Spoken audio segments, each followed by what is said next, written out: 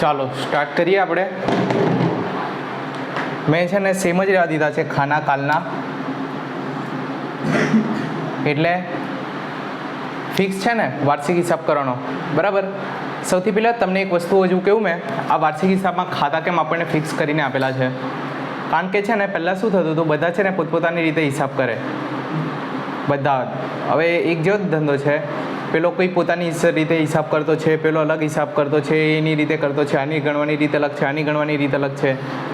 તો બધા અલગ અલગ રીતે કરે તો બે ત્રણ જણાનું અલગ અલગ રીતે થતું હોય તો આપણે એ લોકોની સરખામણી કરી શકીએ? નહીં થાય ને. કમ્પેરેબિલિટી થોડીક એની એ થઈ જાય. એટલે છે ને એક ફિક્સ જ બનાવી કાઢ્યું કે ભાઈ ફિક્સ આ 5 ખાતા બનાવવાના જ ભાગીદારોએ. બરાબર. અને આ જ રીતે બધાએ કરવાનું, તો બધાએ મળીને 5 ખાતા બનાવવાના છે. તો આ 5 ખાના કેવા છે બધા દાખલામાં? ફિક્સ. બરાબર. તો આ 5 ખાતા મેં રહેવા દીધા છે. હવે આપણે સ્ટાર્ટ કરીએ નેક્સ્ટ દાખલો. આપણે કાલે કયો દાખલો જોઈ લો? દાખલા નંબર 1 શ્રી ગણેશ સ્ટોર્સ વાળો જોઈ લો ને. હવે આજે આવી જાઓ દાખલા નંબર 7 પર સીધા. દાખલા નંબર 7, પેજ નંબર છે 23. અહીંયા હેડિંગ આપતો છું મેં, દાખલા નંબર 7, પેજ નંબર 23. ચાલો એકદમ મસ્ત અલર્ટ થઈ જાઓ, ટટ્ટાર બેસી જાઓ. આપણે 11 માર્ક. આજે ઘણું બધું કદાચ આનામાં બી નવું શીખવા મળશે. ઓલરેડી કાલે આપણે બહુ બધું જોયા, બહુ બધું વસ્તુ જોઈએ આપણે કાલે નવી. એક તો ભાડાપટ્ટાનું મકાન જોયું, પછી પેલી યશવીની લોન જોયેલી, બધું બહુ વસ્તુ નવું જોયેલું ને આપણે. હવે આજે આપણે હજુ એકાદ બે કદાચ નવા ટોપિક આવશે, બાકી બધું કેવું રહેશે? સેમ. એટલે બાકીનું આપણું રિવિઝન થઈ જશે અને 1 કે 2 પોઈન્ટ આપણને કદાચ નવા બી જોવા મળશે. જે નવા આવશે તે મેં તમને કહી દેવા. બરાબર. મારી સાથે એકવાર છે ને હમણાં જોવાનું છે, આપણું રોજનું ફિક્સ છે. મેં ગણાવવા ત્યારે તમારે ખાલી સમજવાનું છે, પછી આપણો લેક્ચર પતે એટલે તમારે મેં ફોટો પાડીને ગ્રુપમાં મોકલી આપીશ. બરાબર. એટલે તમારે ઘરે જઈને એને પાછો જાતે ગણવાનો. નહીં સમજ પડે તો ગ્રુપમાંથી ફોટોમાંથી જોઈ લેવાનો. બરાબર. હમણાં ખાલી સમજવાનું છે. નહીં બી આવડ્યું તો બી ચાલે, ખાલી જોઉં અને મને જવાબ આપો. ચાલો શું કીધું છે આપણને દાખલા નંબર 7માં, પેજ નંબર 23 પર? શિવ અને શંકર એક પેઢીના ભાગીદારો છે. કોણ કોણ છે બે પાર્ટનર? શંકર. તારીખ 31/3/2018 રોજ નીચે આપેલા કાચા સરવૈયા અને હવાલા પરથી પેઢીના વાર્ષિક હિસાબ તૈયાર કરો. ભાઈ કાચું સરવૈયું કઈ તારીખનું આપેલું છે આપણને? 31/3/2018. બરાબર છે. હવે મને કહો એક વસ્તુ, કે કાચું સરવૈયું વર્ષના પહેલા દિવસે બને કે વર્ષના છેલ્લા દિવસે બને? શું? ના, બરાબર જ છે. હા, એ થોડુંક પ્રિન્ટિંગ મિસ્ટેક હોઈ શકે. ભાઈ નેહા અને માનસી થઈ ગયેલું છે ને, એ શિવ અને શંકર જ સમજજો. બાકી તારીખ બરાબર છે. બરાબર. એટલે જો હજુ બી મેં કહેતો છું, સૌથી પહેલાં પેલો ક્રમ યાદ છે તમને ધોરણ 11નો? ઉપર અલર્ટ. જ્યારે મેં કંઈ કહેતો ને ઉપર જોજો. સૌથી પહેલાં શું બનતું? સૌથી પહેલાં શું લખાય? આમનોંધ. આમનોંધ પરથી શું બને? ખાતા વહી બને, ખતવણી થાય એમાં. એના પરથી શું બનાવીએ આપણે? અને કાચું સરવૈયું પરથી આપણે શું બનાવીએ? વાર્ષિક હિસાબ. એટલું ખબર છે? તો આપણને કાચું સરવૈયું બનાવી આપી દીધું, તો આના પરથી આપણે શું બનાવવાનું છે હમણાં? વાર્ષિક હિસાબ. ક્યારનું છે કાચું સરવૈયું? 31/3/2018. એનો મતલબ કે આપણું વર્ષ ચાલુ ક્યારે થયેલું? 2017. સરસ, ખ્યાલ આવ્યો? ચાલો હવે મતલબમાં નાણાકીય વર્ષમાં કંઈ પ્રોબ્લેમ નથી ને? એટલું ક્લિયર છે. પછી આપણે દાખલાની હવે શરૂઆત ક્યાંથી કરીએ? સરસ. સ્ટાર્ટિંગ હંમેશા ક્યાંથી કરવાની? હવાલાથી. પહેલો હવાલો જો શું કહે છે આપણને? આખર સ્ટોકની કિંમત 40,000 છે, પરંતુ બજાર કિંમત 20% ઓછી છે. હવે મેં કાલે તમને એક વસ્તુ કીધેલી. બરાબર. કાલે આખર સ્ટોક આવેલો હતો, કાલે 45,000નો હતો, મને એટલું બી યાદ છે. બરાબર. કોઈએ કેલ્સીમાં કંઈ નહીં, પહેલાં ઉપર ધ્યાન આપી દે. બરાબર. આખર સ્ટોકની કઈ કિંમત લેવાની? બજાર કિંમત કે ચોપડે કિંમત? ના બજાર કિંમત, ના ચોપડે કિંમત. બંનેમાંથી જે ઓછી હોય તે લેવાની. કાલે આપણે નવી વસ્તુ શીખેલા. આપણને હવાલામાં શું કીધું છે ખબર?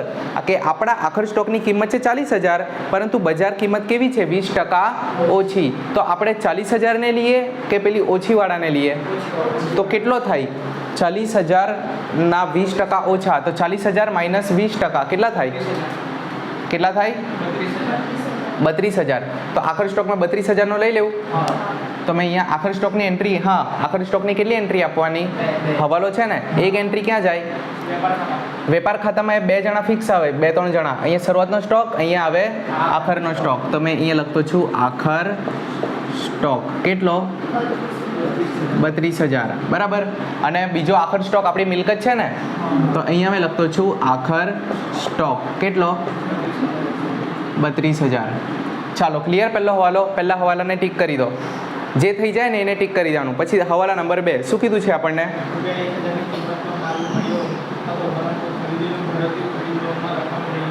ઓહો, આ તો બહુ ખતરનાક વ્યવહાર છે. તમે પહેલી વખત ભણવાના આજે, તો ચાલો એકદમ મસ્ત અલર્ટ થઈ જાઓ ટટ્ટાર. આપણે પહેલી વખત તમે આ હવાલો પહેલી વખત ભણવા જઈ રહ્યા છો બરાબર. કે આપણને માલ મળી ગયેલો છે. આપણે માલ મળી ગયો મતલબ આપણે ખરીદીને લાવીએ માલ. આપણે સુરતથી ખરીદીને લાવીએ અને બારડોલીમાં એને વેચીએ બરાબર. સુરતમાં મોટા વેપારી હોય તો મોટા વેપારી પાસેથી ખરીદીએ અને બારડોલીના નાના નાના ગ્રાહકોને આપણે શું કરીએ? માલ વેચીએ. શેનો ધંધો હતો આપણો? કપડાનો. તો એ જ રીતે આખી સ્ટોરી સમજો. આખી સ્ટોરી સમજાવું મેં. શું કીધું છે ખબર? 1,000ની કિંમતનો માલ મળ્યો હતો. એનો મતલબ કે માલ આવી ગયેલો છે 1,000નો ટ્રકમાં ભરીને, અને આપણા દુકાનમાં બી આપણે એને સજાઈ દીધો છે. તો 1,000નો માલ મળ્યો હતો, તો માલ તો છે જ પડેલો. પછી શું થયું જો?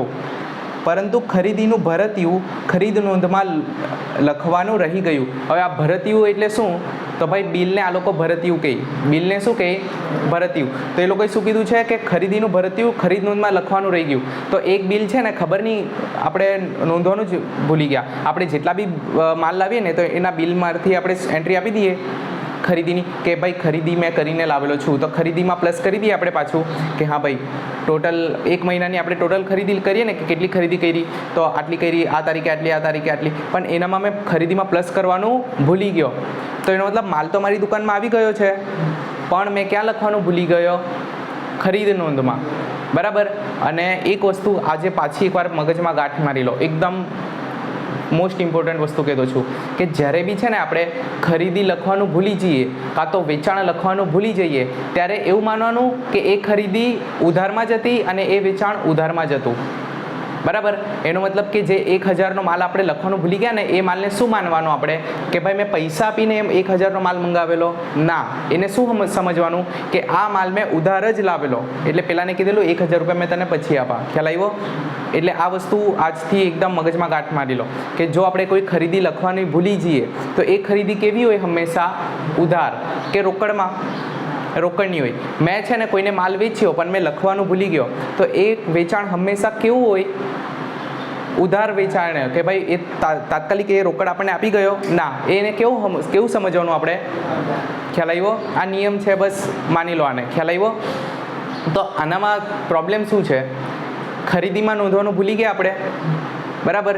તો જો ખરીદી સાથે કોણ જોડાયેલું હોય? મેં ખરીદીમાં નોંધવાનું ભૂલી ગયો. 1,000નો દુકાનમાં માલ આવી ગયો, પણ મેં ખરીદીમાં એડ કરવાનું ભૂલી ગયો. તો કંઈ નહીં, હવે કરી દો. તો ખરીદી ક્યાં લખીએ આપણે? વેપાર ખાતામાં ઉધાર બાજુ. તો ખરીદીમાં તો મેં પ્લસ કરી દેવા. બીજી અસર ક્યાં આપવી પડશે મારે? દેવાદારોમાં, લેણદારોમાં. કેવી રીતે? કે ભાઈ જો ટોટલ છે ને, મેં છે ને બધાનું લિસ્ટ બનાવતો હતો. લેણદાર એટલે કોણ ખબર? જે લોકો પાસેથી આપણે ખરીદી કરીએ ને, એક જ જગ્યાએથી ખરીદી કરીએ આપણે. જરૂરી છે એક જ જગ્યાએથી ખરીદી કરીએ? સુરતથી બી લાવીએ, અમદાવાદથી બી લાવીએ, વડોદરાથી, બધી જ જગ્યાએથી માલ લાવીએ આપણે, અને પછી બારડોલીમાં વેચીએ. તો મેં માની લો બધાનું લિસ્ટ બનાવો કે મારે કોને કોને પૈસા આપવાના છે, આને આપવાના છે, આને આપવાના છે, આને આપવાના છે, આને આપવાના છે, બધાનું લખું મેં. તો ટોટલ મારા દેવાનું મેં લિસ્ટ બનાવું. તો ખરીદી તો પેલું બિલ તો મેં લખવાનું જ ભૂલી ગયો ને. ખરીદીનું ભરતિયું નોંધવાનું રહી ગયું. તો મેં ખરીદીમાં બી પ્લસ નહીં કર્યું, અને પ્લસ કે પેલા લેણદાર પાસેથી 1,000નો ઉધાર માલ લાવેલા છે ને આપણે, તો એ બી તો લેણદાર બી તો રહી ગયો લખવાનો કે માથા પર દેવું છે. લેણદાર 1,000નો લેણદાર છે, પૈસા લેશે એરો. લેણદાર એટલે એવો વ્યક્તિ જે પૈસા લે. તો લેણદારને બી તો પ્લસ કરવાનું રહી ગયું ને. તો 2 જગ્યાએ પ્લસ કરવું પડશે કે એક જ જગ્યાએ? 2 જગ્યાએ. કઈ? એક તો ખરીદીમાં બી પ્લસ, અને બીજું લેણદારમાં બી પ્લસ. ખ્યાલ આવ્યો? પણ સમજભાઈ તમને કેવી રીતે ખબર કે પેલો એમ ઉધાર જ લાવેલા? કારણ કે એવો નિયમ છે, માની લો, સ્વીકારી લો. ખ્યાલ આવ્યો? કે જ્યારે બી ખરીદી લખવાનું રહી ગયેલું હોય તો આપણે શું માની લેવાનું? કે ઉધારમાં જે ખરીદી હતી, એટલે એને પૈસા ચૂકવવાના બાકી છે ને, એનું નામ લખવાનું બાકી છે, તો એનું બી લેણદારમાં બી શું કરી દઈએ હવે? પ્લસ. ખ્યાલ આવ્યો? ચાલો આની આપણે પહેલાં આ 2 અસર આપીએ. તો સૌથી પહેલાં ખરીદી ક્યાં આવે? તો ડાયરેક્ટ પહેલાં ખરીદી લખી દેવું. અહીંયા એક આઈટમ આવે ને ફિક્સ. જો વેપાર ખાતામાં કોણ કોણ ફિક્સ છે? એક અહીંયા આવે શરૂઆતનો સ્ટોક, અહીંયા આવે આખરનો સ્ટોક. તો આટલી વસ્તુ તો જગ્યા રાખવાની છે એ લોકોની.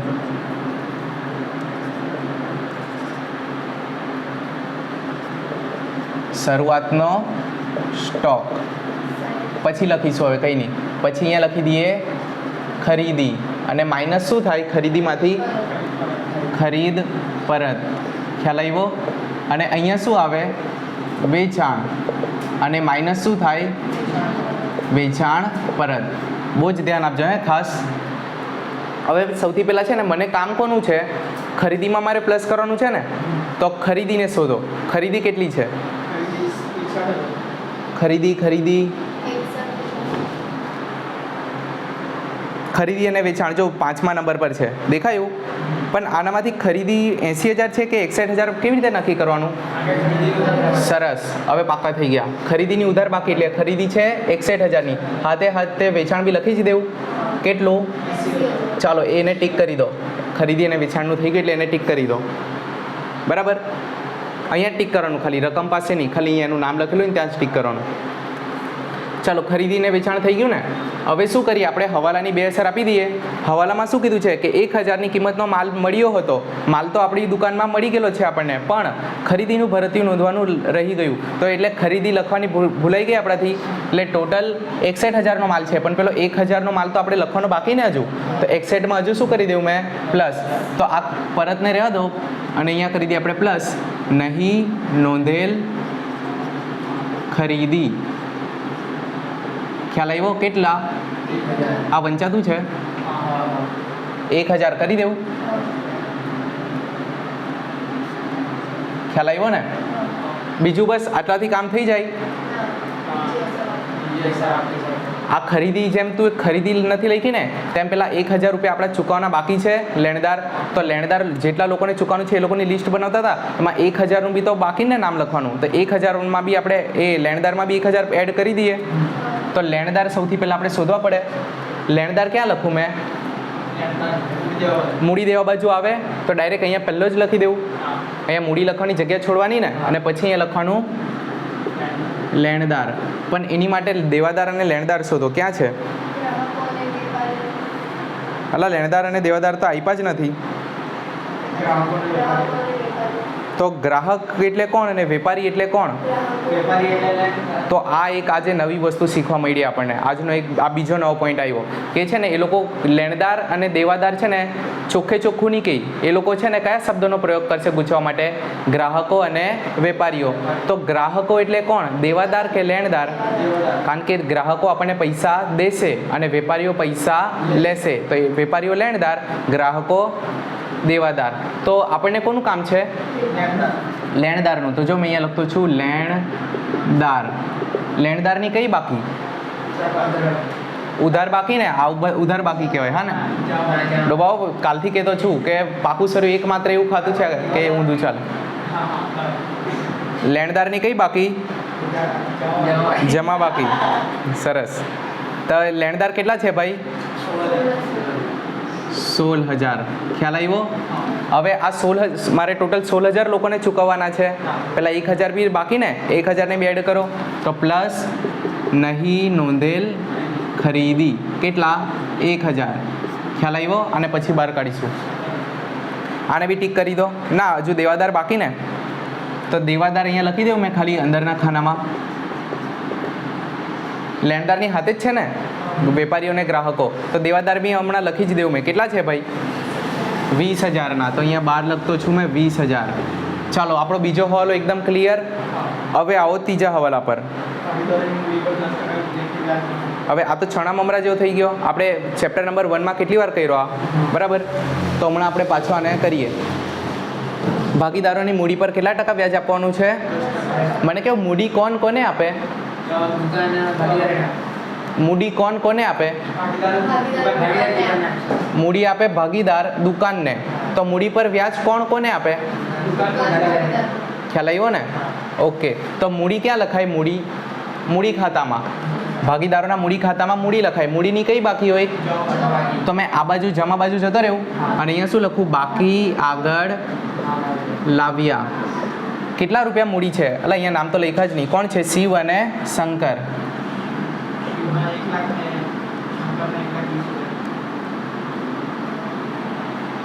શિવના કેટલા છે? તમને લોકોને આવડી ગયું એમ જાતે? અહીંયા જો મૂડી અને ઉપાડ સાથે જ આપેલું છે. હવે શિવનો મૂડી અને ઉપાડ બંને સાથે આપી દીધો, શંકરનો બી મૂડી ઉપાડ, તો તમે સમજી ગયા ને, જમા બાજુ છે તે મૂડી છે. ચાલો સરસ. શિવના 1 લાખ અને શંકરના 1,20,000. ચાલો હવે મૂડીને ટીક કરી દીધું. હવે આપણે કેટલા ટકા વ્યાજ આપવાનું છે? 10%. તો તમને એટલું તો ખબર છે ને, કાલે આપણે જોયેલું મૂડીની નીચે શું આવે? મૂડી પર વ્યાજ. મૂડી પર વ્યાજ એટલે 1 લાખ હતું પ્લસ 10% જો એડ કરી દઈએ એમાં, 1 લાખના 10% કેટલા થાય? અને અહીંયા 1,20,000 મૂડી લાવ્યો તો એના 10% ખ્યાલ આવ્યો? એટલે જો 1 લાખ હતા પ્લસ એ લોકોને 10,000 વ્યાજ મળી ગયું. એ લોકોના 1,20,000 હતા તો એ પ્લસ એ લોકોને શું મળી ગયું? 12,000 વ્યાજ. હવે આની બીજી એન્ટ્રી ક્યાં આપવાની? નફા નુકસાન ફાળવણી ખાતામાં. અહીંયાથી ક્રોસ અસર અહીંયા જાય ને, તો અહીંયા શું લખાશે? મૂડી પર વ્યાજ 10%. બસ આ લાઇટની જાય તો સારું, વરસાદ આવતો છે બરાબર, તે દિવસની જેમ થાય પાછું.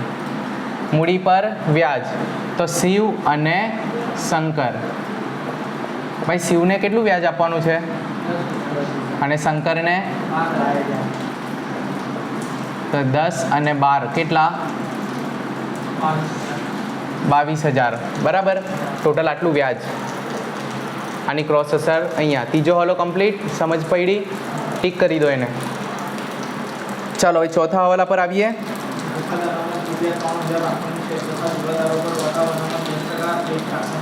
ઓકે, પહેલાં ગાલખાદ અનામત રાખવાની છે અને પછી વટાવ અનામત. ઓકે, પણ આનામાં છે ને એના નીચે છે ને ઉધાર વેચાણવાળો એક હવાલો છે, તો આપણે છે ને સૌથી પહેલાં હવાલા નંબર 5 કરવો પડશે. બરાબર. આ છે ને તમે જેમ જેમ દાખલા કરશો ને તેમ તેમ તમને વધારે ક્લિયરિટી આવશે. એટલે છે ને અકાઉન્ટ એક એવી વસ્તુ છે ને, તો કેવું, મેં છે ને 1 થી 18 બધા દાખલા ઓલરેડી જોયેલા છે. બરાબર. તો મને ખબર છે કે એમ કઈ જગ્યાએ કેવું આવે. તમે કેવું હજુ પહેલી વાર કર્યું ને તો બધું ખ્યાલ નહીં. એકવાર બધા પરથી નજર ફરી જાય ને તમારી 18 દાખલા પરથી, તો તમને પછી એનામાં વાંધો નહીં આવશે. તમને બી પછી મારી જેમ ક્લિક થવા લાગશે.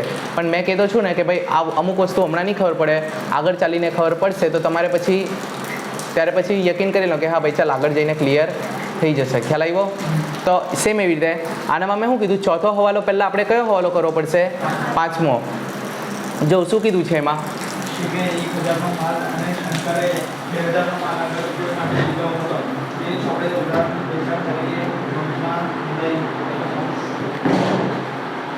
શિવે 1,000નો માલ અને શંકરે 2,000નો માલ અંગત ઉપયોગ માટે લીધો હતો, જેની નોંધ ચોપડે ઉધાર વેચાણ તરીકે વેચાણ નોંધમાં થઈ છે.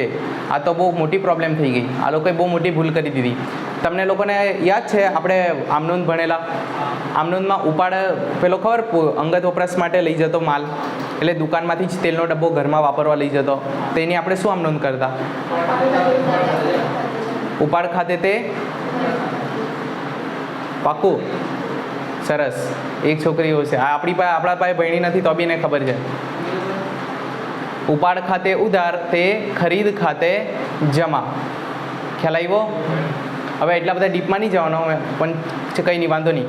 એટલે જ છે ને આનામાં હવાલામાં શું થયેલું છે ને, પહેલાં તો એ સમજો, આખી સ્ટોરીને સમજો કે શિવ છે ને એણે શું કર્યું ખબર? 1,000નો માલ અને શંકરે કેટલાનો? એના કરતાં ડબલનો માલ શું કર્યું છે? અંગત ઉપયોગ માટે લીધો હતો.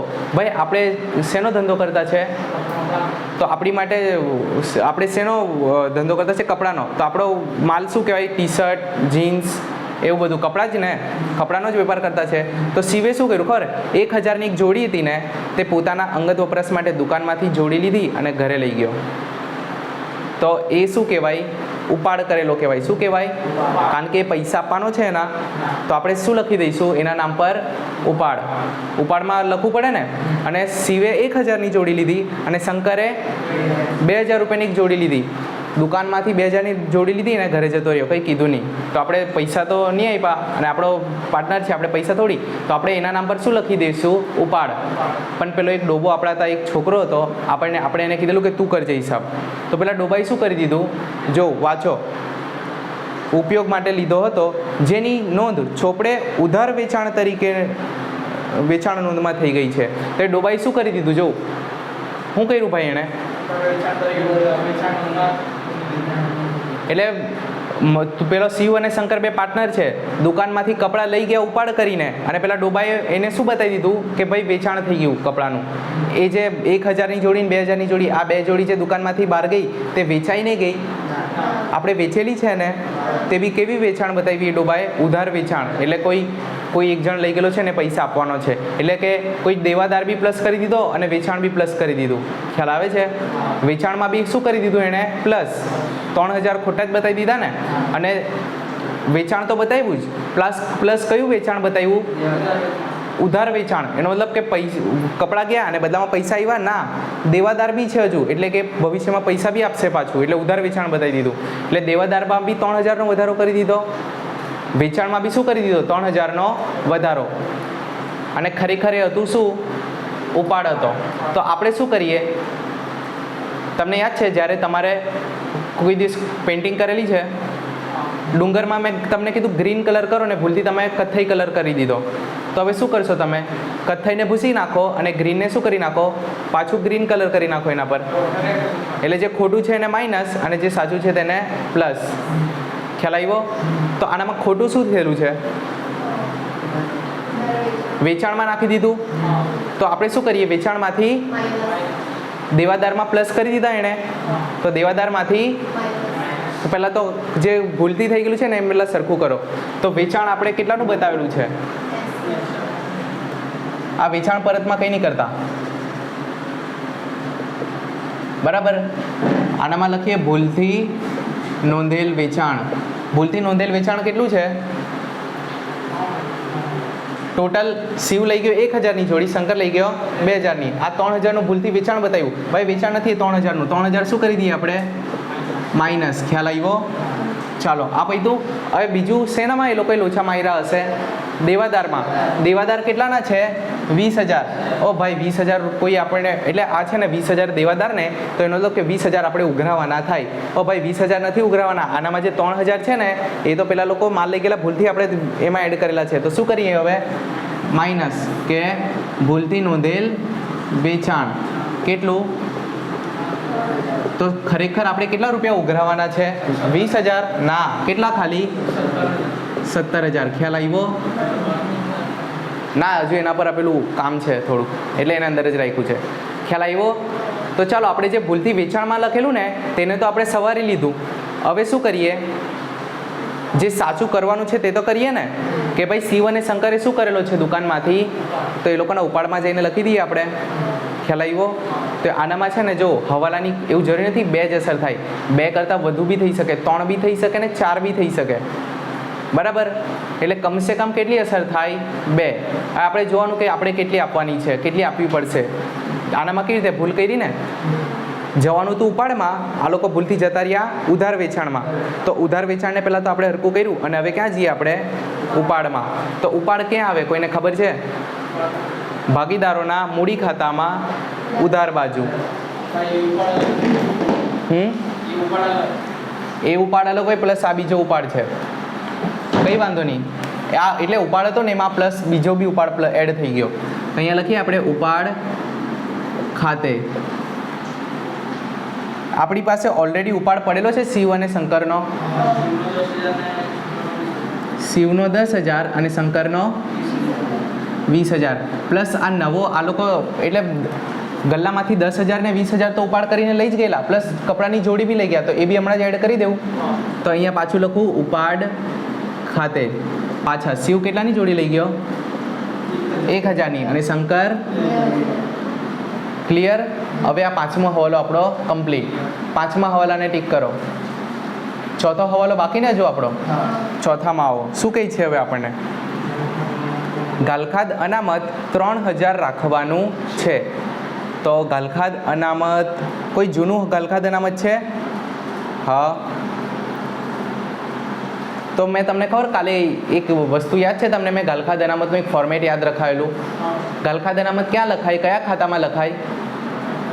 વેપાર ખાતું, નફા નુકસાન ખાતું, નફા નુકસાન ફાળવણી ખાતું, કે ભાગીદારોના મૂડી ખાતા, કે પાકું સરવૈયું? એટલે બે અસર આવે ને. એક તો પાકા સરવૈયામાં આપણે બતાવીશું દેવાદારમાંથી માઇનસ, એટલું તો ખબર છે કે દેવાદારમાંથી ગાલખાદ અનામત શું થાય? માઇનસ. પણ હજુ ક્યાં એની એન્ટ્રી થાય? નફા નુકસાન ખાતામાં. એન્ડ આપણે એનું ફોર્મેટ શું યાદ રખાયેલું મેં?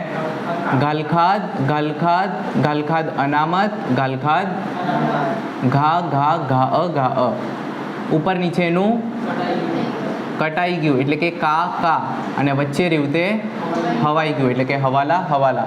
કાચું સરવૈયું, હવાલો. ખ્યાલ આવ્યો?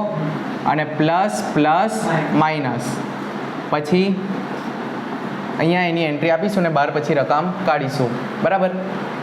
હવાલામાં શું કીધું છે એ લોકોએ આપણને? 3000 રાખવાનું છે. તો એક કામ કરીએ, હવાલાને પછી બતાવીએ. પહેલાં છે ને કાચા સરવૈયામાં ગાલખાદ અને ગાલખાદ અનામત આપેલું છે, તેને પહેલાં પકડો. દેખાય છેલ્લી લીટીમાં? તો એનામાંથી ગાલખાદ અનામત કઈ છે? 6000 કે 1400? અને ગાલખાદ કઈ છે ને ગાલખાદ અનામત કઈ છે? કેવી રીતે? મેં કાલે જ કીધેલું ને, ગાલખાદ અનામત ક્યાં લખાય ખરેખર? ગાલખાદ નુકસાન છે, નુકસાનની કઈ બાકી હોય? કારણ કે ગાલખાદ એટલે એકચ્યુઅલમાં પૈસા આપણા ડૂબી ગયા, પણ ગાલખાદ અનામત એટલે ડૂબી નથી ગયા, આપણે ખાલી અનામત કાઢતા છે, પૈસાને અલગ કાઢતા છે. અનામત કાઢતા છે એટલે અલગ કાઢતા છે. ખ્યાલ આવ્યો? તો એકચ્યુઅલમાં ડૂબી ગયા એટલે ગાલખાદ. તો ગાલખાદની ઉધાર બાકી છે કેટલી? 1400. તો એનો મતલબ 6000 શું છે? ગાલખાદ અનામત. તો આ શું છે અહીંયા ઉપર? આ કાચા સરવૈયાની બંને એન્ટ્રી છે. તો કાચા સરવૈયાનું ઉપર નીચેનું કટાઈ ગયું, આ બંને છે કાચા સરવૈયાના. તો ઉપર શું છે? ગાલખાદ. કેટલી લખું મેં? 1400. અને નીચે છેલ્લે 6000. એટલે ગાલખાદ અને ગાલખાદ અનામત કાચા સરવૈયાની લખી દીધી. ચાલો હવે આનામાં શું કીધું છે કે ગાલખાદ અનામત 3000 રાખવાનું છે. તો 3000 કેવી રીતે રાખું મેં? તો ભાઈ ગાલખાદ અનામતની એન્ટ્રી ક્યાં આપવાની? હવાલાની. એટલે આ લોકો એવું કહેતા છે, આ જે જૂનું તું કાચા સરવૈયાનું એ તો લખી દીધું આપણે. આ લોકો કહેતા છે કે હજુ 3000 ગાલખાદ અનામત રાખવાનું છે. એટલે કે 3000 પર આપણને હજુ બી શક છે. જેટલા પૈસા ઉઘરાવાના છે ને એમાંથી 3000 રૂપિયા કદાચ નહીં આવે, એટલે એવું આપણને બીક છે. એટલે આપણે એને ગાલખાદ અનામતમાં નાખવાના છે. બરાબર. તો ગાલખાદ અનામત કોનામાંથી માઇનસ થાય? બરાબર.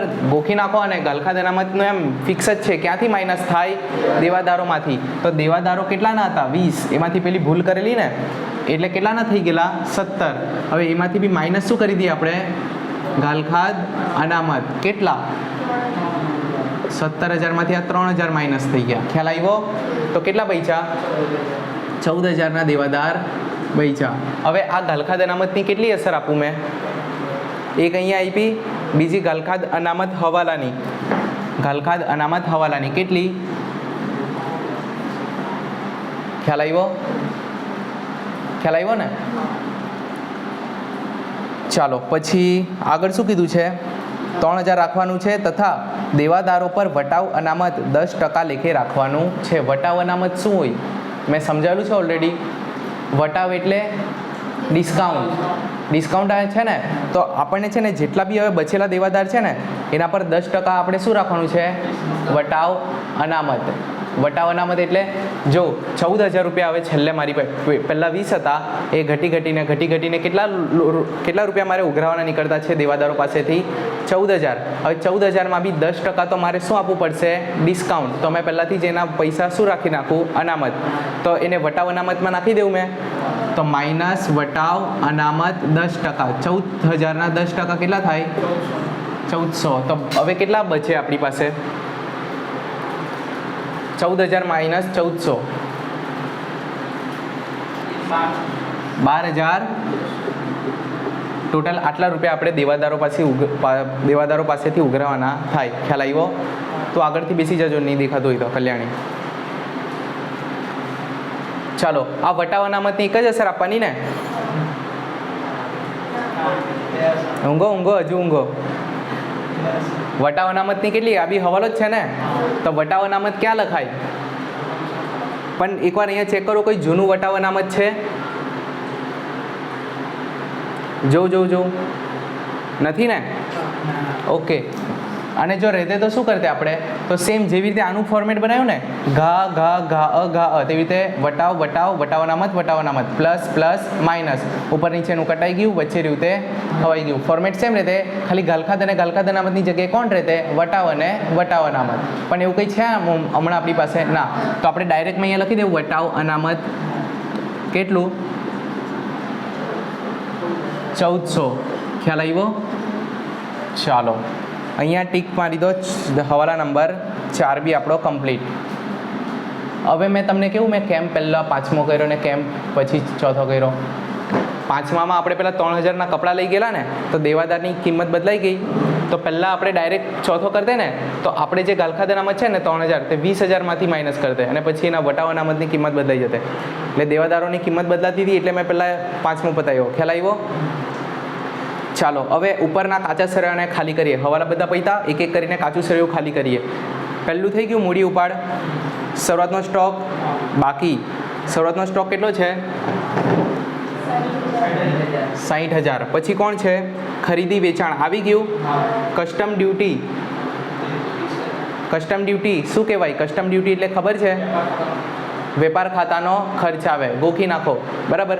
કસ્ટમ ડ્યુટી, પછી હજુ આવે રોયલ્ટી, પછી તોલાઈ, ડેમરેજ, આમા ગાભા. આ બધા ક્યાંના ખર્ચા છે?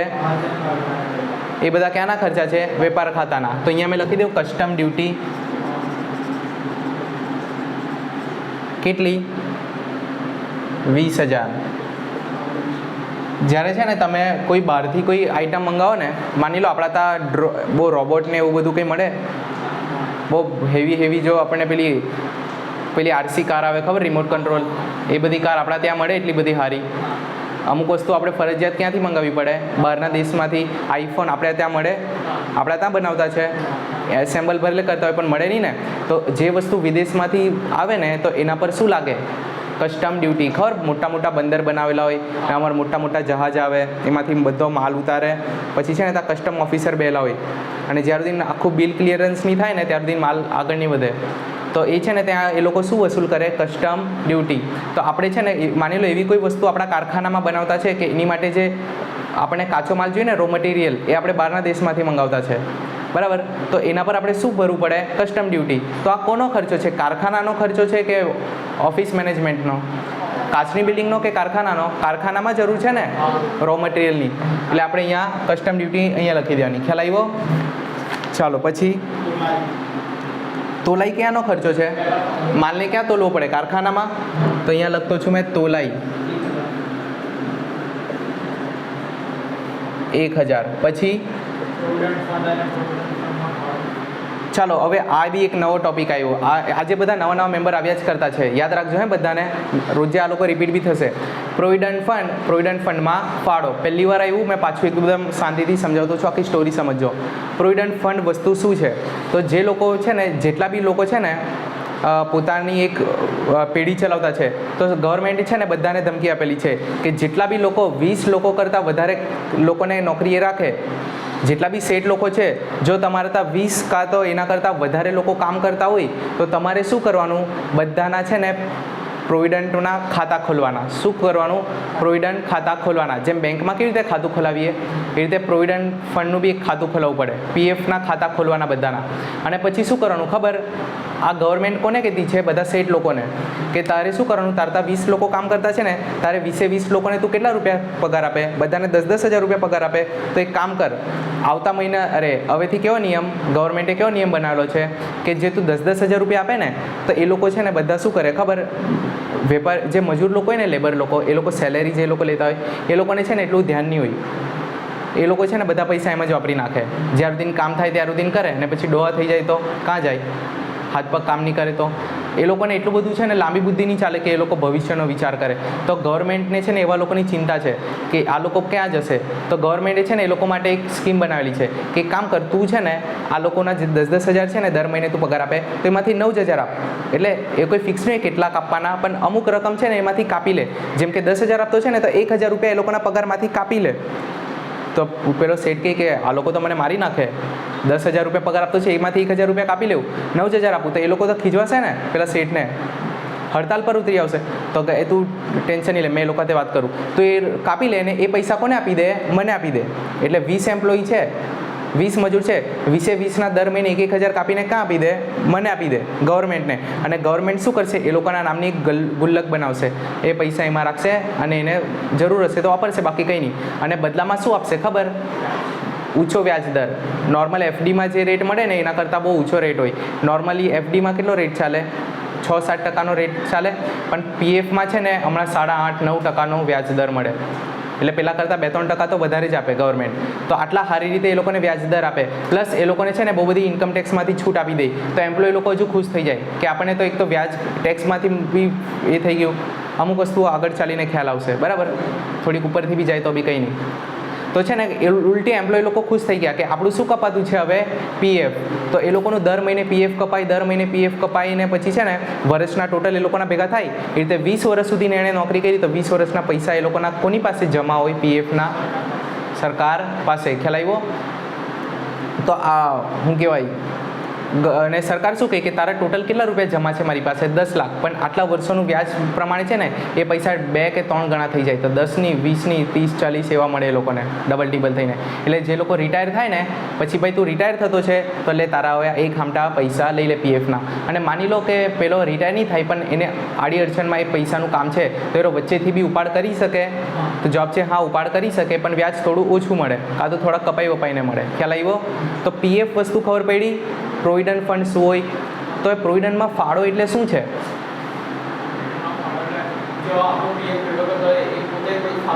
સરસ, મેં આ કરેલું છે પહેલાં કરેલું છે એમ પીએફ.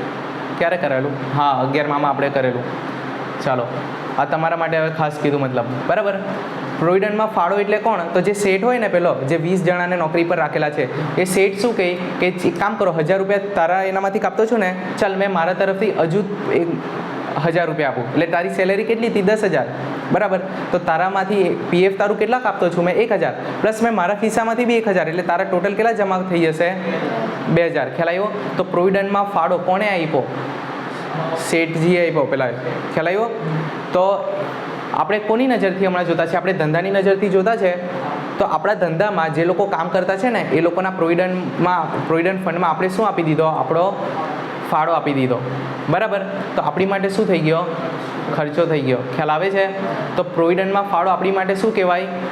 ખર્ચ. જેમ ગણપતિમાં ફાળો આપીએ, મૂર્તિને બધું લાવવાનું હોય મંડપ માટે, આપણે હમણાં જોજો આવશે થોડા દિવસમાં, તો આપણે શું આપીએ? ગણપતિમાં ફાળો આપીએ ને, નવરાત્રિનો ફાળો આપીએ. એવી રીતે પ્રોવિડન્ટમાં ફાળો આપ્યો આપણી માટે શું છે? ખર્ચ. તો પ્રોવિડન્ટમાં ફાળો ક્યાં લખવાનું? ઉધાર બાજુ, બરાબર. અને પ્રોવિડન્ટ ફંડ એ આપણી માટે શું કહેવાય? તો જો પ્રોવિડન્ટ ફંડ કેવું હોય ખબર? બધા એમ્પ્લોય છે આપણી પાસે, 20 જણા કામ કરતા છે આપણા ત્યાં. તો 20ના પૈસા મેં ભેગા કર્યા છે. તો મેં છે ને 1 મહિનાના બધા પૈસા ભેગા કરા અને પછી એક સામટા બધાના પૈસા લઈને મહિનાના છેલ્લા દિવસે કાં તો કોઈ બી 1 તારીખે જઈને એ લોકોના ત્યાં સરકારને જમા કરાવી આવા. તો ત્યાર સુધી તો 1 મહિના સુધી તો એ પૈસા મારી પાસે જ રહેવાના છે ને, બરાબર. તો એ લોકોના પૈસા છે ને, તો મેં એ લોકોને અલગ ગુલ્લકમાં રાખા એ લોકોના પૈસા, બરાબર. એ મારા પૈસા છે. પ્રોવિડન્ટ ફંડ એ કોનું ફંડ છે? એમ્પ્લોય લોકોનો ફંડ છે ને, એમ્પ્લોય લોકોનું ફંડ. તો કોઈ બી ગુલ્લક ક્યાં લખાય? મેં કીધેલું છે જોગવાઈ. ગુલ્લકને શું કહેવાય ખબર? ગુલ્લકને જોગવાઈ કાં તો અનામત કાં તો ભંડોળ. જોગવાઈ, અનામત કાં તો ભંડોળ. તો કોઈ બી ગુલ્લક છે ને એને કહેવાય જોગવાઈ, અનામત, ભંડોળ. તો એ ગુલ્લક ક્યાં લખાય કોઈ બી દિવસ? મિલકત બાજુ. મિલકત કહેવાય ને? ના, ખોટી વાત. મિલકત એ કંઈ આપણા બાપની પ્રોપર્ટી છે, બરાબર. એવી રીતે નહીં. એટલે એવું જરૂરી નથી આપણે અલગ કોઈના સ્પેશિયલ કોઈ પર્પઝથી આપણે પૈસા અલગ કાઢી દીધા ને તો એ જ પર્પઝ માટે વપરાય. તો એને મિલકતમાં નહીં બતાવવાની, બરાબર. તો ગુલ્લક ક્યાં બતાવાય? મૂડી અને એની નીચે આવે જવાબદારી. તો મૂડી અને જવાબદારીની વચ્ચે જ આપણે કાં તો છેલ્લે લખી દેવાની. શું લખવાની? ગુલ્લક. એટલે કે પ્રોવિડન્ટ ફંડ એક જાતની ગુલ્લક જ છે ને. તો પ્રોવિડન્ટ ફંડ ક્યાં લખવાની? આપણે જવાબદારી બાજુ. આપણે પાકા સરવાળામાં જવાબદારી સાઈડ લખાય. યાદ રાખજો, કોઈ બી અનામત હોય, કોઈ બી ભંડોળ હોય, ક્યાં લખાય? જવાબદારી સાઈડ. તો આપણને જો એની કઈ બાકી છે? મતલબ અહીંયા પ્રોવિડન્ટ ફંડ લખાય એટલું સમજી ગયા. પ્રોવિડન્ટ ફંડમાં ફાળો નફા નુકસાન ખાતાની ઉધાર બાજુ લખાય એ બી સમજી ગયા. તો હવે મને કેવું આની કઈ બાકી કહેવાય? પ્રોવિડન્ટ ફંડની જમા બાકી, અને પ્રોવિડન્ટમાં ફાળો. ખ્યાલ આવ્યો? ચાલો હવે જો આપણા દાખલામાં કેટલું આપેલું છે, પ્રોવિડન્ટ ફંડ અને પ્રોવિડન્ટ ફંડમાં ફાળો. ઉધાર બાજુ કેટલા છે? એનો મતલબ આ શું છે? પ્રોવિડન્ટ ફંડમાં ફાળો. તો મેં અહીંયા લખી દેવું પીએફમાં ફાળો.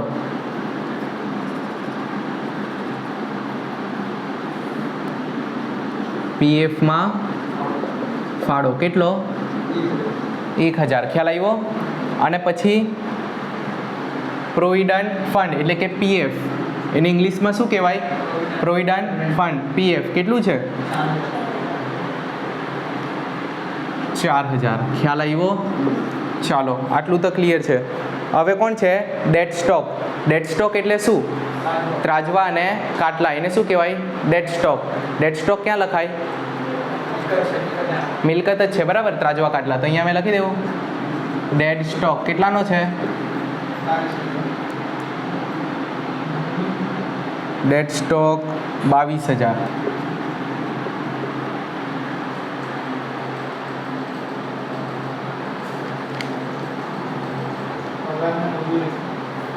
22000 જ છે ને?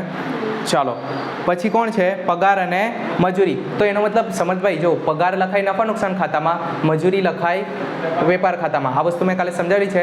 પગાર કોને અપાય? જે લોકો ટાઈ વાઈ પહેરીને સૂટ બૂટ પહેરીને કામ કરે એ લોકોને શું આપીએ આપણે? પગાર. જે લોકો મજૂરી પાવડો લઈને ખાડો ખોદે ને એવું બધું કામ કરે, મજૂરી કામ કરે એ લોકોને શું આપણે પગાર દર મહિને અપાય, મજૂરી રોજની અપાય. તો મજૂર લોકો ક્યાં કામ કરે? કારખાનામાં.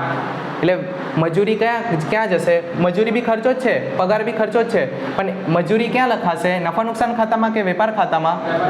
અને પગાર ક્યાં લખાય? નફા નુકસાન ખાતામાં. ખ્યાલ આવ્યો? તો આનામાં તો પગાર અને મજૂરી બંને આપી દીધું. તો આને પગાર સમજવું કે મજૂરી સમજવું? મેં કાલે જ કીધેલું, યાદ હોય તો. જે પહેલો શબ્દ હોય તે સમજવાનું. તો પગાર મજૂરી એટલે પગાર કેટલો? 12000. તો નફા નુકસાન ખાતામાં લખી દેવું પગાર મજૂરી 12000. ચાલો પછી શું છે? શિવની લોન. એ પાછી લોન આવી ગઈ ફટાફટ. પણ આ વખતે છે ને તમે બહુ જ વધારે ધ્યાન આપવું પડશે. મેં ચેપ્ટર 1માં જે થિયરી કરાવેલી ને તે હમણાં કામ લાગશે બરાબર. શિવની લોન છે. શિવ આપણા ઘરનો મેમ્બર છે કે કોઈ બહારનો આઉટસાઇડર છે? ડોભાઓ શિવ અને શંકરની જ ભાગીદારી પેઢી છે ને? શિવ ઘરનો જ મેમ્બર છે. શિવે આપણને કેટલાની લોન આપી છે? જો 20000ની. કાઉન્સ આપ્યો આપણને. આનો મતલબ શું થાય? છૂપો હવાલો. તો પહેલાં તો 20000નું દેવું છે માથા પર, એ લખી કાઢું મેં. શિવની લોન કેટલાની છે? 20000ની. ક્યારે લીધેલી છે આપણે એની પાસેથી લોન? 1/7/2017. એનો મતલબ કે એની લોન લઈને આપણને કેટલા મહિના થયા? 7મો મહિનો આખો ગણું મેં તો 7મો 8મો 7મો 8મો 9મો 10મો 11મો 12મો 6 ને 3 9. કેટલા મહિના થયા એની લોન લઈને? ગણો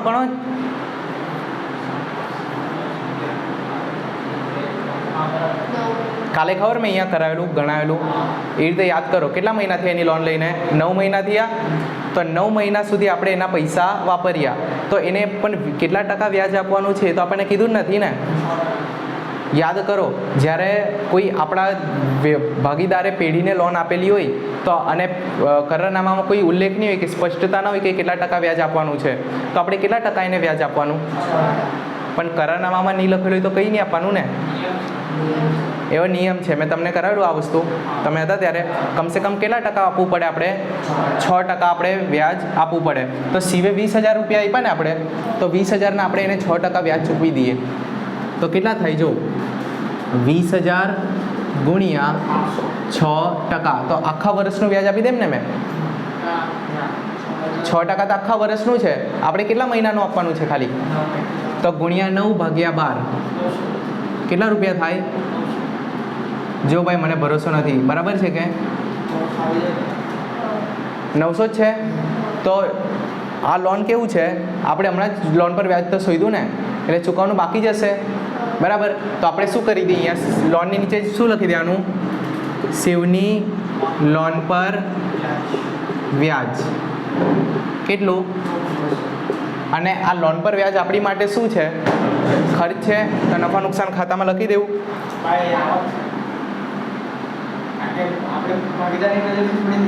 આપણે કોની નજરથી જોવાનું હંમેશા? દુકાનની નજરથી. તો આપણે લોન લીધી છે કે આપી છે? કંઈ નહીં, પાણી પી લે. ચાલો, લોન પર વ્યાજ ના આખું જ લખો. શિવની લોન પર વ્યાજ 900 રૂપિયા. ભાઈ 900 જ છે ને? એકવાર મેં ગણ્યું નથી. 20,000ના 6%. 1600. હા, કંઈ નહીં, ચાલો વિશ્વાસ કરી લેવો આજનો દિવસ. હવે શું છે? મહાજન લાગો. મહાજન લાગો ક્યાં આવે? યાદ કરો, વેપાર ખાતાનો ખર્ચ. મહાજન લાગો આ છે ને પહેલાંના ટાઈમ પર જ્યારે જીએસટી નહીં હતું ને ત્યારે ભાતના નામના આ લોકો ટેક્સ લેતા અલગ અલગ નામથી. હવે જીએસટી આવી ગઈ એટલે થોડીક લાઈફ સિમ્પલ છે, પણ કંઈ નહીં, હજુ ચાલતું છે આ નામો. કેટલા છે? 2,000 રૂપિયા. આ ખર્ચો છે, બરાબર. આ શું છે? પછી એક જાતનો ખર્ચો છે. આપણે ટેમ્પોમાં કંઈ માલ લાવતા હોય ને તો આપણે શું કરવું પડે? ચૂકવવું પડે ખરીદતી વખતે. પછી શું છે? ફેક્ટરીનું મકાન. ભાઈ ફેક્ટરીનું મકાન, આપણી પાસે એક મકાન પડેલું છે, શું કહેવાય?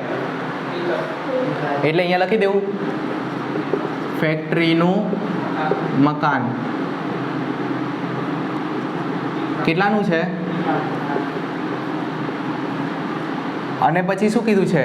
ફેક્ટરીનું મકાન પર ઘસારો. ભાઈ ઘસાઈ બી ગયેલું છે મકાન. કેટલાનું? 10,000નું. તો આ 10,000નું આપણે નુકસાન થઈ ગયું. મેં ક્યાં લખી દઉં? નફા નુકસાન ખાતામાં. નફા નુકસાન ખાતામાં.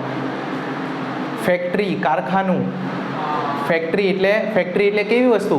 જ્યાં પ્રોડક્શન થાય. પ્રોડક્શનવાળી બધા ખર્ચા કાં લખાય? નફા નુકસાનમાં કે વેપાર ખાતામાં? તો અહીંયા આપણે આ ખર્ચો ક્યાં લખીશું? વેપાર ખાતાની ઉધાર બાજુ. ફેક્ટરી મકાનનો ઘસારો. કેમ 2 અસર? કાચું સર્યું છે ને આ તો. કેમ બાદ કરવાનો? ક્યારે 2 અસર આપવાની? જ્યારે હવાલો હોય. આનામાં એ લોકો એવું જો રહેતે તો આ લોકો નીચે આપતે ને આપણને. એ લોકોએ કંઈ નહીં કીધું, તો આપણે નહીં કરવું. ખ્યાલ આવ્યો? ફેક્ટરીનું મકાન કહી દીધું એ લોકોએ 1 લાખનું. તો આપણે એવું જ માનીશું કે ઓલરેડી 10,000 ઘસીને જ આપણને આપેલું છે. આપણને હવાલામાં કીધું હોય ને તો આપણે ફેક્ટરીના મકાનમાંથી ઘસારો માઇનસ કરવાનો. જો હવાલામાં કીધું હોય, આપણને હવાલામાં કીધું છે કંઈ ઘસારો ગણો એવું કંઈ કીધું આપણને, તો આપણે શું કરવા દોડાયા થઈએ? ભાઈ તમને નથી કીધું, તમે બી નહીં ગણવું. ખ્યાલ આવ્યો ને? હવાલામાં કીધું હોય તો જ 2 અસર આપવાની. તો હમણાં ફેક્ટરીનું મકાન એવું ને એવું રહેવા દઉં મેં 1 લાખનું. તો એનો મતલબ સિમ્પલ કે આ લોકોએ અલગથી ઘસારો આપી દીધો ને, તો આ લોકોએ ઓલરેડી ગણી જ લીધેલો છે, એટલે આ ઘસાઈને જ 1 લાખનું બચેલું છે. ખ્યાલ આવ્યો? ફેક્ટરીના મકાનનો ઘસારો કેટલાનો? 10,000નો. ખ્યાલ આવ્યો? ચાલો, પછી કોણ છે? વીમા પ્રીમિયમ. વીમા પ્રીમિયમ એટલે ખર્ચો છે આપણો. વીમા પ્રીમિયમ કેટલું? 1200.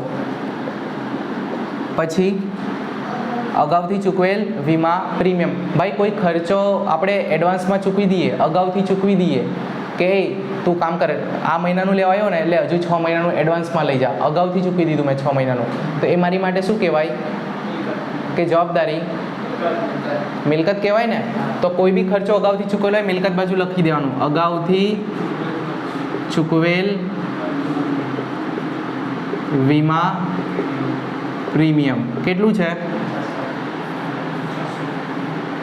600. પછી શું છે? ડેમરેજ. ડેમરેજ એટલે શું છે? યાદ કરો. આજે છે ને ખબર નહીં, પણ આ બધા છે ને આજે વેપાર ખાતાના ખર્ચા વધારે આપેલા છે. કદાચ તમને લોકોને ઇન્ટ્રોડક્શન આપવા માટે.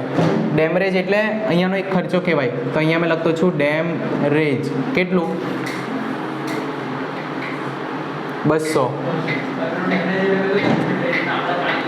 હા, એ જ. પછી રોકડ અને બેંક. એક બાજુ રોકડ બી કીધું અને બેંક બી કીધું. તો રોકડ એટલે શું? આપણા હાથમાં જે ગલ્લામાં રોકડા પડેલા હોય તે રોકડ. તો અહીંયા લખી દઉં મેં રોકડ શિલ્લક. રોકડ શિલ્લક કેટલી છે ભાઈ? ઉધાર બાજુ છે એટલે એ જ હશે ને. મિલકત છે 6000ની અને બેંક એટલે બેંક ઓવરડ્રાફ્ટ કહેવાય ને, BOD. બેંક ઓવરડ્રાફ્ટ કેટલાનો છે? 18000નો. ખ્યાલ આવ્યો? પણ આનામાં તમે કન્ફ્યુઝન નહીં થયું તમને? રોકડ અને બેંક તો એ લોકો ડોબા લોકો શું કરે, રોકડ માટે રોકડ શબ્દ વાપરે અને બેંક ઓવરડ્રાફ્ટની જગ્યાએ બેંક શબ્દ વાપરી લે. એટલે આપણે શું કરવાનું, જે ઉધાર બાજુ હોય તે મિલકત, જમા બાજુ હોય તે જવાબદારી. તો ઉધાર બાજુ 6000 હતા એટલે મિલકત, બરાબર. પાકા સરવાળામાં આ બાજુ ઉધાર આવે, આ બાજુ જમા. તો બેંક ઓવરડ્રાફ્ટ એ બી મેં સમજાવેલું. બેંક ઓવરડ્રાફ્ટ એટલે 18000નો જમા બાજુ હતું એટલે અહીંયા લખ્યું. ખ્યાલ આવ્યો? પછી શું છે? હુંડીઓ. હુંડીનું મેં કાલે એકદમ મસ્ત મેમરી ટ્રીક આપેલી. દેવા બાજુ દેવી હુંડી, લેણા બાજુ લેણી હુંડી. તો મને કેવું, ઉધાર બાજુ કેટલા? આ ઉધાર બાજુ છે ને, પાકા સરાની આયરી ઉધાર બાજુ કહેવાય. ઉધાર બાજુ કેટલા છે હુંડીમાં? તો અહીંયા ઉધાર બાજુ 30000 લખતો છું અને જમા બાજુ કેટલા લખી દેવું? તો અહીંયા મેં લખતો છું 14000. ખ્યાલ આવ્યો? ઇઝી છે. ચાલો પછી ગ્રાહકો વેપારીઓ થઈ ગયું. વ્યવસાય વેરો. વ્યવસાય વેરો ભાઈ આપણે ટેક્સ ભર્યો. વેરો એટલે ખબર ને, વેરો ભરવો પડે ને આપણે, ગવર્મેન્ટને વેરો. આપણે ત્યાં ઘર વેરો, વીજળી વેરો બધું લેવા આવે તો આપણે વેરો ભર્યો, વ્યવસાય વેરો. આપણી માટે ખર્ચો થઈ ગયો ને, તો એ નફા નુકસાન ખાતામાં લખી દેવું.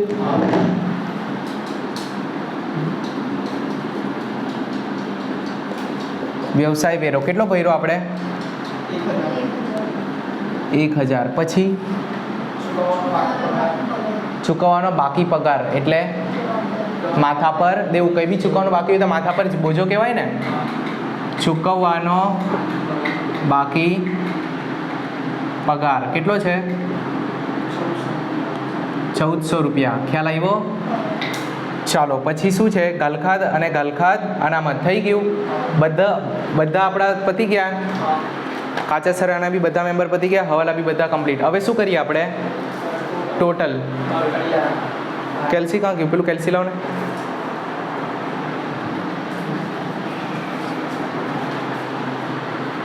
ચાલો અહીંયા જો સૌથી પહેલાં તો બહાર કાઢો. ખરીદ પરત કઈ છે આપણી પાસે? તો અહીંયા 0 લખી દઉં મેં. વેચાણ પરત કઈ હતું? ઉપર ધ્યાન. તો અહીંયા 0 લખી દઉં અને બહાર કાઢું મેં. 61000 + 1000 એટલે 62000. 80000 માંથી 3000 ગયા તો અહીંયા કેટલા બચ્યા? 80 - 3 77000. ખ્યાલ આવ્યો? ચાલો ટોટલ કરું હવે મેં. 77 આ બાજુનું પહેલાં કરી લઉં. 77 + 32 1,09,000. અહીંયા બી લખતો છું મેં 1,09,000. ખ્યાલ આવ્યો? હવે એમાંથી આ બધું માઇનસ કરી દેવું તો 1,09,000 - 60 - 62 - 200 - 20,000 - 1,000 - 2,000 - 10,000. કેટલા પૈસા? અલા આ તો ખોટ જતી રહી. માઇનસમાં આવ્યું ને, મતલબ કે આ બાજુનું ટોટલ વધારે છે તો આ ટોટલ નહીં લખાય. આપણે આ બાજુનું ટોટલ બંને સાઈડ લખ્યું તે નહીં ચાલે ને. ચાલો તો હવે કંઈ નહીં, આ બાજુનું ટોટલ પહેલાં લઈ લઈએ. પહેલી વાત આ છે ને, તમે જેમ આ ચેપ્ટર ચાલુ કર્યું ને, પહેલી વાર ખોટવાળો દાખલો છે તો ધ્યાનથી જોજો. આનું બી સેમ એવું જ થશે, પણ આનો જવાબ ક્યાં ઉતરશે? નફા નુકસાનમાં.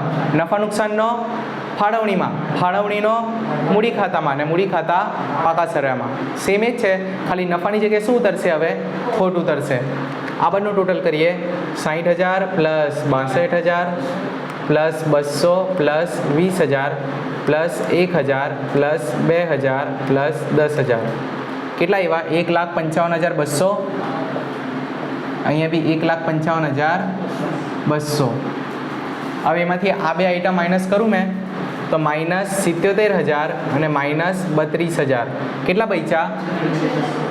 તો અહીંયા લખવાના 46,200. અને આ બાજુ આવે તો કાચો નફો અને આ બાજુ આવે તો કાચી ખોટ. કેટલા રૂપિયાની ખોટ જતી રહી આપણને? ઓકે, તો હવે આને ક્યાં લખીએ કાચી ખોટને? કાચો નફો અહીંયાથી ઉતરીને અહીંયા જતો તો આયરુથી અહીંયા ઉતરીને અહીંયા, પણ અહીંયા તો આપણી જગ્યા નહીં છોડી ને, તો કંઈ નહીં, નીચે લખી દઉં મેં. બરાબર, તો અહીંયા મેં લખતો છું કાચી ખોટ. કેટલાની ખોટ છે? ખ્યાલ તો આવ્યો ને કેવી રીતે ક્રોસમાં ઉતરે? અહીંયાનું અહીંયા ઉતરતું તો અહીંયાનું ક્યાં ઉતરશે? અહીંયા ક્રોસમાં ઉતરશે ને.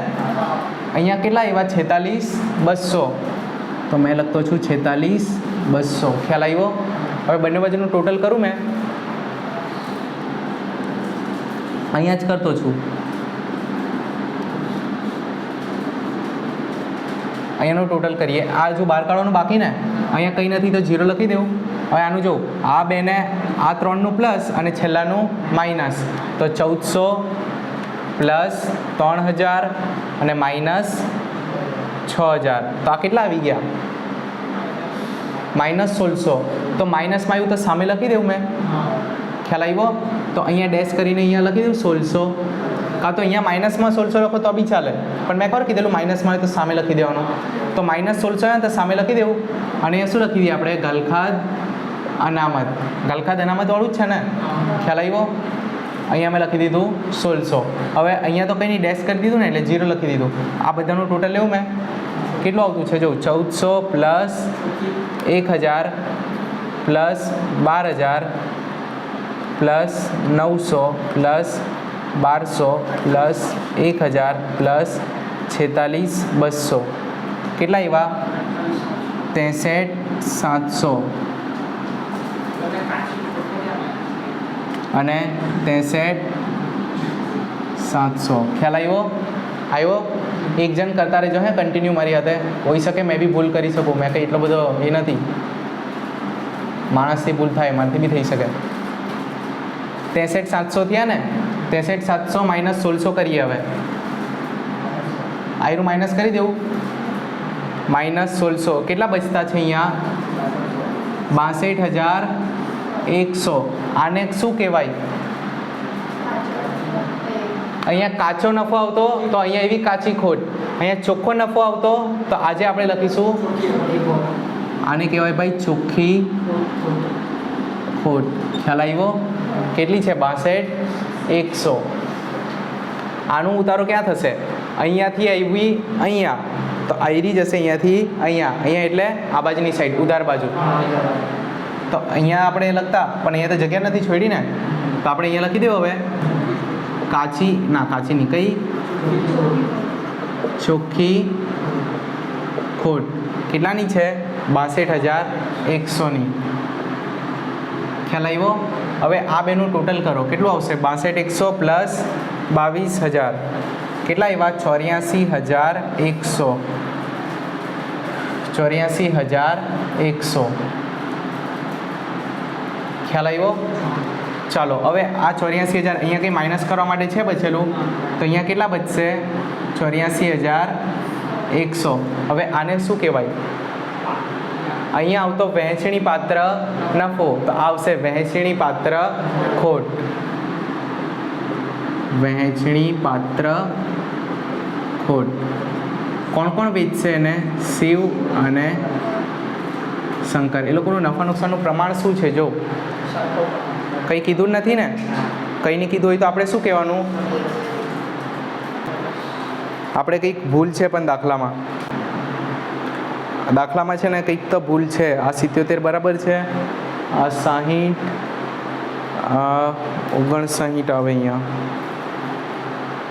અરે હા, એક વસ્તુ રહી ગઈ દાખલામાં. જો એક વસ્તુ રહી ગઈ. શિવ અને શંકરે શું કરેલું? ઉપાડ કરેલો ને. ઉપાડથી ગયેલ માલ બે જગ્યાએથી માઇનસ થાય ને. આપણે ઉપાડમાં તો લખ્યું ને, ઉપાડમાં આપણે લખી દીધા શિવ કેટલાના કપડાં લઈ ગયો? 1,000ના. શંકર કેટલાના લઈ ગયો? 2,000ના. મારા મગજમાંથી નીકળી ગયું. આપણે વેચાણમાં ભૂલથી ઘૂસી ગયેલા 3,000નું, તો આપણે વેચાણમાંથી 3,000 માઇનસ કર્યા, દેવાદારમાંથી 3,000 માઇનસ કર્યા, બરાબર. અને આપણે ઉપાડ બતાવ્યો 1,000નો અને 2,000નો. પણ તમે અહીંયાથી જે ઉપાડ કરીને ઘરે લઈ ગયા ને, ઉપાડથી ગયેલ માલ ક્યાંથી માઇનસ થાય? અન્ય રીતે ગયેલ માલ ક્યાંથી માઇનસ થાય? ખરીદીમાંથી. તો ખરીદીમાંથી આપણે શું કરવું જોઈએ? માઇનસ. તો અહીંયાથી આપણે ખરીદ પરતની જગ્યાએ શું કરી દઈએ? ઉપાડથી ગયેલ માલ કેટલા આવે? અહીંયા કેટલા આવે ઉપાડથી ગયેલ માલ? 3000. તો હવે આ 62,000ની જગ્યાએ અહીંયા સુધરશે. સુધારો ફટાફટ. 61,000 માઇનસ 3,000 પ્લસ 1,000 કેટલા આવ્યા? બરાબર. એટલે આ બી હવે પહેલાંથી કરવું પડશે. કંઈ વાંધો નહીં, થાય. હવે જોયું, માનવી માત્ર ભૂલને પાત્ર, પણ મારથી બી થઈ જાય ભૂલ, તમારે ધ્યાન રાખવાનું. એનો ટોટલ લઈએ, કેટલા છે? 60,000 plus 59,000 plus 200 plus 20,000 plus 1,000 plus 2,000 plus 10,000 કેટલા થયા? 1,52,200. અહીંયા બી કેટલા આવશે? 1,52,200. એમાંથી આ બંને આઈટમ માઇનસ કરું મેં તો -77 અને -32. તો અહીંયા કેટલા આવશે? 43,200. તો ભાઈ કાચી ખોટ કેટલી આવી? 43,200. આપણે તો અહીંયા ખોટી લખેલી ને, તો અહીંયા પાછી કાચી ખોટ આપણે કેટલી સુધારી દઈએ? 43,200. ખ્યાલ આવ્યો?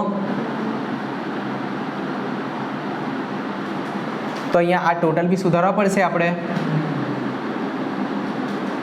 તો જો પહેલાંથી ટોટલ કરું મેં. 1400 plus 1,000 plus 12,000 plus 900 plus 1200 plus 1,000 plus 43,200 કેટલા આવ્યા?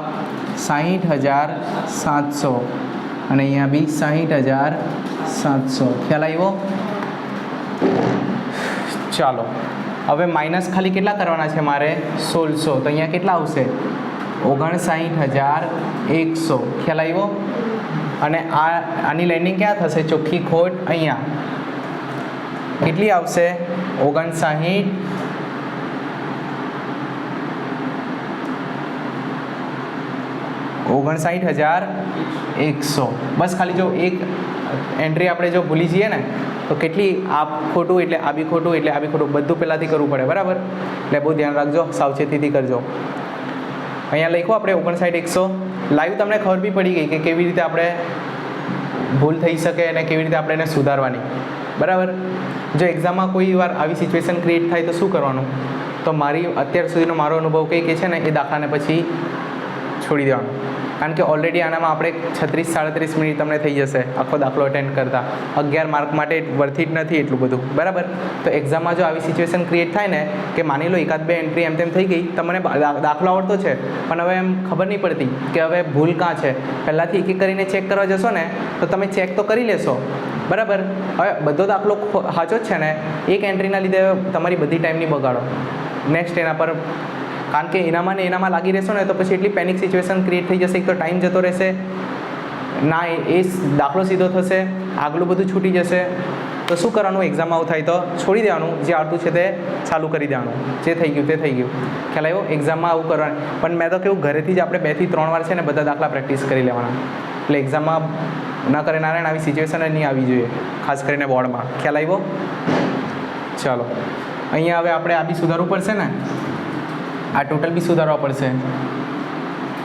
નવું ટોટલ કેટલું આવશે? 22,000 પ્લસ 59,100 એટલે કેટલા આવ્યા? 81,100. અહીંયા બી કેટલા આવશે? 81,100. હવે આને શું કરીએ આપણે? આને માઇનસ કરવા માટે કંઈ છે નથી, તો અહીંયા કેટલા આવશે? વહેંચણી પાત્ર ખોટ 81,100. ખ્યાલ આવ્યો? આના સરખા ભાગમાં વેચીએ આપણે તો પ્રત્યેકના ભાગે 40,550, 40,550. ખ્યાલ આવ્યો? હવે મને કેવું, આની ક્રોસ અસર ક્યાં જશે? અહીંયાથી એમ જતું તો અહીંયાથી એમ. અને આને શું કહેવાશે? વહેંચણી પાત્ર ખોટ. વહેંચણી પાત્ર ખોટ. ખ્યાલ આવ્યો? કેટલી? આના એનામાં 40,550, આનામાં બી 40,550. ચાલો એક એક કરીને ખાના બંધ કરીએ આપણે. હવે મને કેવું, શિવનું બંધ કરીએ પહેલાં. અહીંયા છે 1 લાખ અને 1,10,000. અહીંયા છે એટલે કઈ બાજુનું વધારે દેખાતું છે કે જમા? પહેલાં જમા બાજુનું લઈ લઈએ ને. અહીંયા છે 1 લાખ પ્લસ 10,000. ટોટલ કેટલા થયા? 1,10,000. 10,000 ખ્યાલ આવ્યો? તો અહીંયા બી લખી દઉં મેં 1,10,000.